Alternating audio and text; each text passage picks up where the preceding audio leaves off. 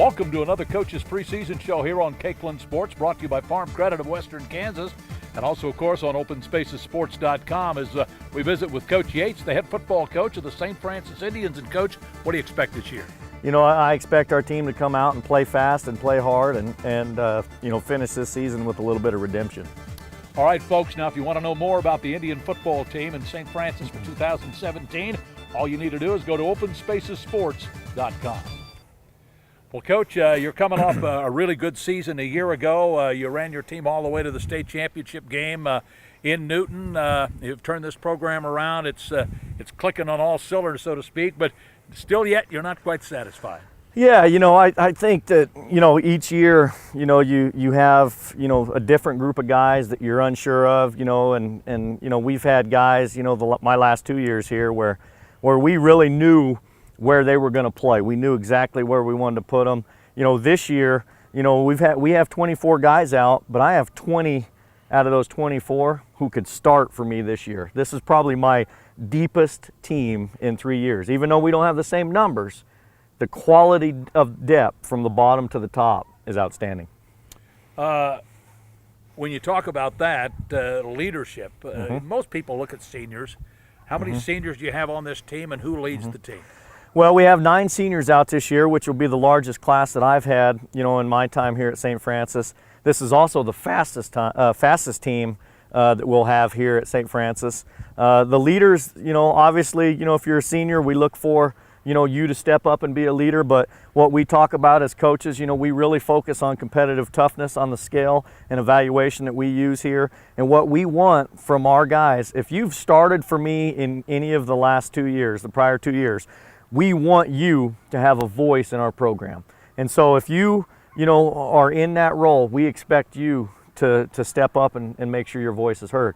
We also got a young guy coming in, Brady Dinkle, who will take over for Quentin at quarterback, who I'm excited about. I mean, he's 6'2.5", and he's 185 pounds as a sophomore. Quentin was 164 pounds when I took over here. He graduated at 187. So, I have, the cupboards are definitely not bare here at St. Francis, and, this team is eager to prove what they're made of. When you take a look at your schedule, you're starting off with Wallace County, which is a formidable opponent, and Coach Ayers back coaching that football team. And you had a battle here last year. I think it was a 2-point, 22-20 win for you. And talk about the start of the season, and as you progress through the season, the tough competition you might face. Who might they be? Yeah, to go back to that week 1 last year against Wallace County, the game plan that we had, we didn't have factored in there 55 and 60 mile an hour winds, so we had to scrap, our first 25 plays that we had scripted up. We had seen things on tape, and we'd seen how they rotated and things that we were going to try to take advantage of, and we just didn't do that because of the weather. And so we went back to a little bit of beginning 2-a-day practices and plays that we had put in there. And so we didn't really show very well against that team. So I know that, in our three practices so far, our guys have talked about that. Our guys are locked in about that. And when we go down there to Wallace County, you will see a different team than you saw a year ago. And so the thing that I would say there, Wallace County and Coach Ayers, he's well respected. I mean, I've watched him all the way back to 2011 that I found tape on him, and the guy can coach. The guy can flat out coach 8-man football, and I'm sure he could coach 11-man football too.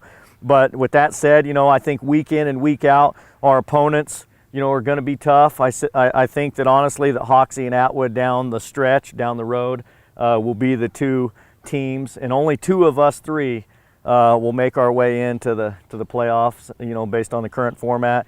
And so, there's going to be a good team left at home, and I hope that we can perform and take care of business. Speaking of that, 2 out of 3 get to go. Looking ahead a little bit, maybe we shouldn't look ahead, I don't know, but it appears that we're going to see some changes, obviously, in the formatting of Kansas high school football. Instead of 2 classes in 8-man, we're going to have 1 class in 8-man and 2 next year, starting next year. That changes things a little bit, doesn't it? And the format, will change, but I think that, it's uncertain yet, I think, at this point. I don't know if they have the exact votes to squash 8-man D2 yet, because I don't think there's enough support yet. But I know that in their initial discussions, from the meetings that I've had, that, that is where they want to take it. And if they do that, that means that 5 teams, like the bigger classifications have, 5 teams out of your district are basically going to go play 5 teams out of other districts, and then that way they're going to come down to a true 16 or a true pure 16 or 32 Sure. to minimize some of those frayed teams is how I'd refer to them as.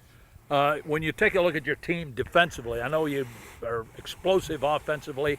Will the defense actually set the tempo for the offense? We want our defense to set the tone. I mean, when I took over here, and I think I told you guys this, off the air, last couple of years, that my focus was transforming our kids and taking our kids from non-believers to believers, taking our kids from guys that were told they were only going to do this, to taking them and putting them into another position. I took guys and I really focused on developing offensive concepts, whether it was inside zone blocking, outside zone blocking, whether it was option blocking, whether it was inside veer option blocking, whether it was screen blocking. Everything, all fundamentals of the game offensively was my year one focus. And then going into last year, I spent, a lot of my time preparing defensively as well as offensively. And now in year 3, I've really coached up and taught my assistant coaches how I want my system to be taught. And I think that you'll see that those guys having a little more autonomy, and those guys will have a bigger voice in our defense, and you will see a collective effort defensively this year from the coaching staff and from the players. But I think we returned 5 defensive starters that started every game last year. We returned 9 defensive starters that started at least one game. So we have a quality group of young men coming back. All right, well listen, good luck to you. Thank you. As you embark upon this, your fourth season here at Third season at St. Francis. And we at Open Spaces Sports followed you all year long last year. We will again this year. Good luck to you. Hey, thank you. Coach Yates joining us, the head football coach of the St. Francis Indians, right here on Open Spaces Sports. Brought to you by Farm Credit of Western Kansas and many businesses throughout the St. Francis area. Thanks for joining us.